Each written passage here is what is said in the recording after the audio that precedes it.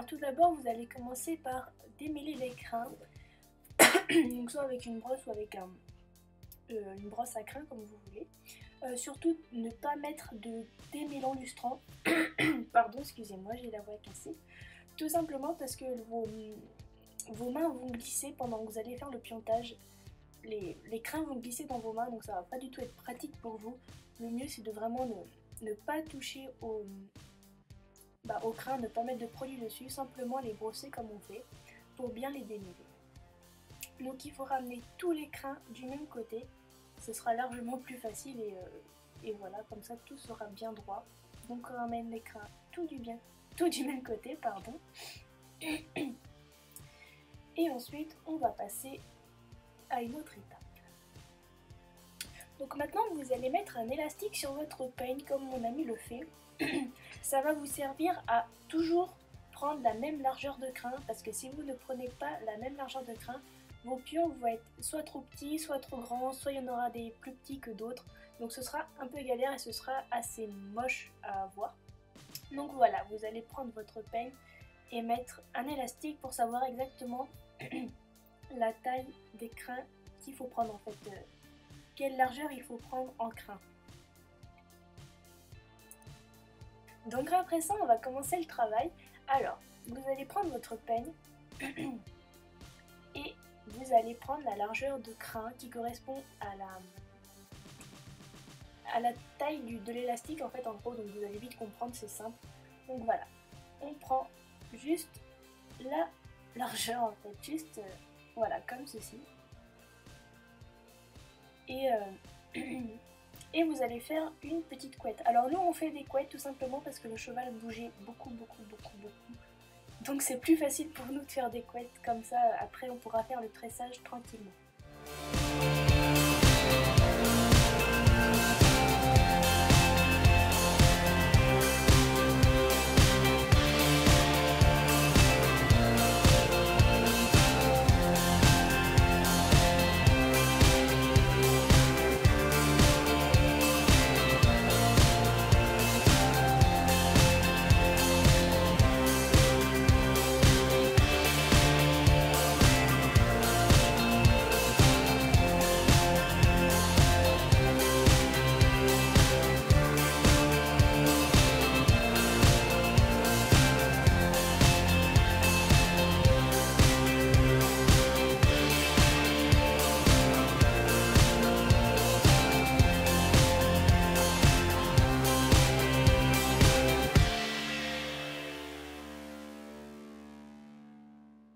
Donc voilà, à la fin ça doit vous donner des petites queues de cheval comme ceci sur la crinière de votre cheval.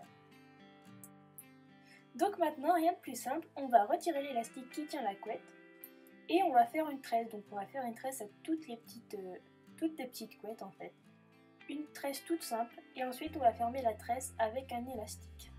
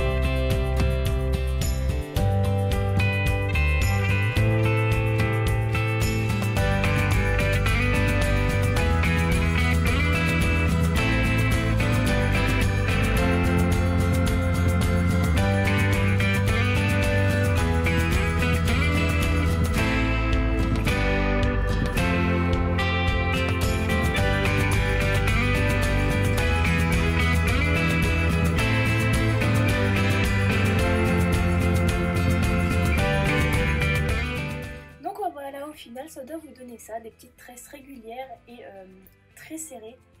Veuillez à ce que les élastiques soient tous au même niveau, enfin à la même hauteur, sinon ça va vous faire des tresses plus longues les unes que les autres et donc les pions seront plus petits les uns que les autres en fait.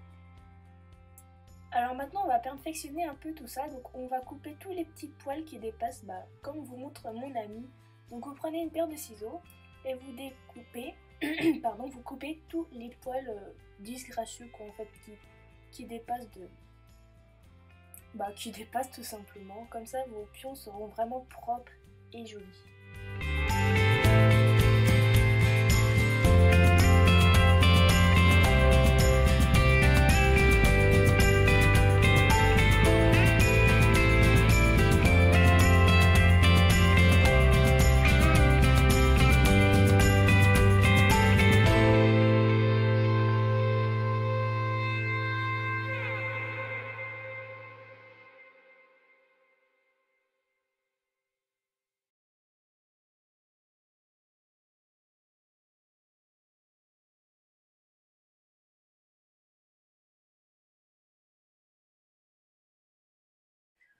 Pour rendre vos pions encore plus jolis, vous allez couper la pointe des tresses comme ceci en laissant 1 cm tout de même pour que l'élastique tienne.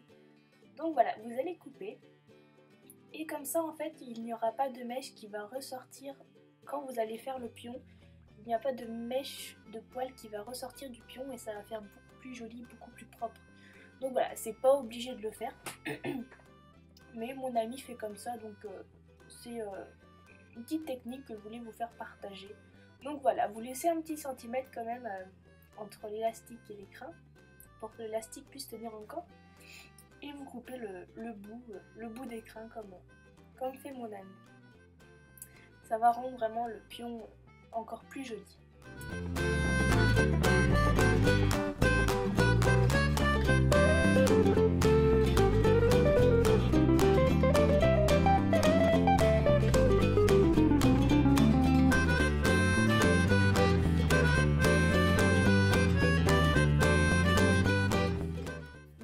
Maintenant, dernière étape, on va faire les pions. Donc pour faire des pions, c'est assez simple. On va enrouler la tresse sur elle-même, donc vers l'intérieur en fait de la crinière, vous allez voir sur la vidéo, pour faire une petite boule.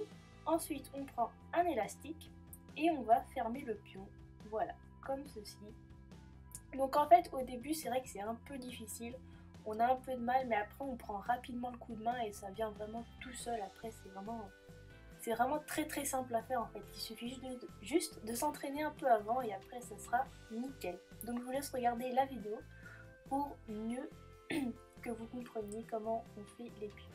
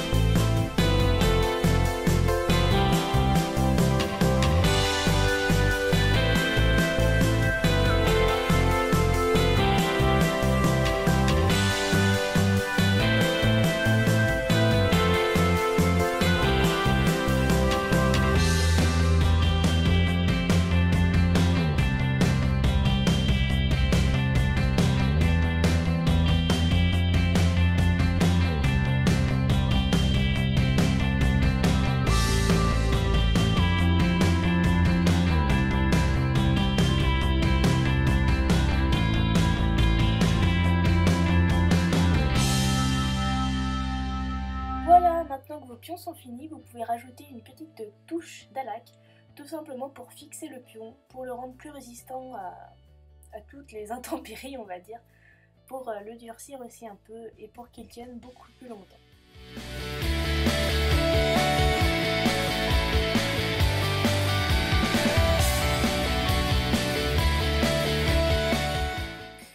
Donc voilà, cette petite vidéo est terminée, j'espère qu'elle vous aura plu, on se retrouve très prochainement pour une prochaine vidéo. Gros bisous!